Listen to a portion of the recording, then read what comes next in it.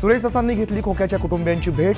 उघड्यावरती संसार पडल्याने कुटुंबियांकडून न्यायाची मागणी, तर ढाकणे कुटुंबियांसोबतही साधला संवाद।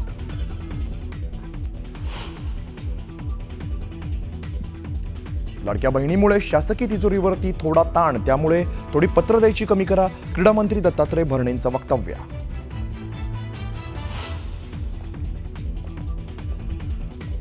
खासदार विशाल पाटील यांना चंद्रकांत पाटलांकडून भाजपात येण्याची ऑफर, तर मी कुठेही जाणार नाही, उर्वरित कालावधी अपक्ष म्हणून पूर्ण करणार, विशाल पाटील यांचं उत्तर।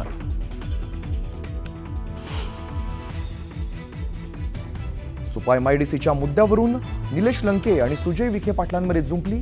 खरे गुंड तर तुम्ही आहात म्हणत लंकेंचा प्रहार, तर एकही आश्वासन पूर्ण केलं का, विखेंचा पलटवार।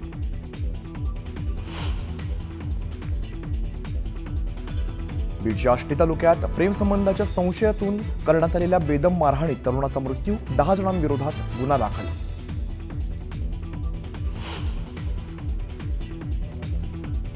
अमरावतीत हॉटेल व्यावसायिकाला खंडणी न दिल्यामुळे बेदम मारहाण, आरोपींवरती कारवाई न केल्यास जीवाला धोका, हॉटेल व्यावसायिकाचा आरोप।